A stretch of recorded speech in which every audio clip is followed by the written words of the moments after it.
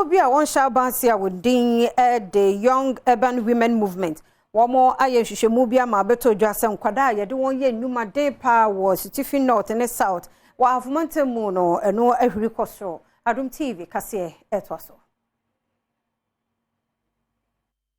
Ubede di wabra adwumakuo a wɔnhyɛ aban ase a wɔn din the Young Urban Women Movement ɛde wɔn dwumadi hyehyɛ so a wɔto nsafrɛ nananom ayemfo posi adwumakuo Ghana Education Service Social Welfare and District Assemblies mpanimfoɔ wɔ ahafo Kenya ase Matilda Sare ɛyɛ dɔmfrɛfoɔ ɛma ekuo yi wɔde to Adom Kasee anim sɛ wɔn mo hyehyɛmu a wɔyɛ no wɔhunu sɛ awofoɔ no ɛyere wɔn ma ɛma ɛbra a wɔkɔ school mu mpo no otimi tɔn adeɛ ɛwɔ dwam a ɛma sukuu kɔ ɛnkɔso ebinom so wɔ hɔ no ma wɔde wɔn kɔyɛ galamsey adwuma ɛno so ka ho bi ɛna adesuafoɔ yi bi ɛne ɛnye sukuu mu ɛtena ne hu se say nkwala ne bebre na edru market days anasa galamsey ba ye wutim se nkwala ne bebre na ne nanam nti edi ani tutu fom no na ye hu se nkwala no de we a omosini na nenam mu no ida se ya akwala na nkasa pe no de kɔ anasa ye maame ne de akwala ne force akwala ne se wonko anasa ye die ne de nkwala ne kɔ nti ye hwehwɛ mu no ye hu se ebi firi nkwala na nkasa ya so oden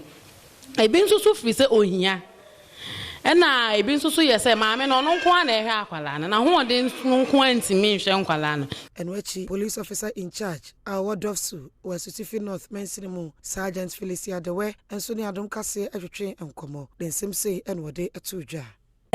was set reporting here match na your community members no wa obenwu sɛ akora bi wo sa atebia ni memfere mensuro na baba report case ni ma police na yentu ho anamo because yetimi punish awofo be mienu miensa e be dita na be scare other parents no omo hu se sa mra bi wo ho na mra na wo nso eye adwuma enam so be ma awofo aka omo wo mutirimu ka na sa omo abo mutirimu se ombekọ so ade mofra ye adwuma no ombe jai ama mofra nya nyomo fa ahodie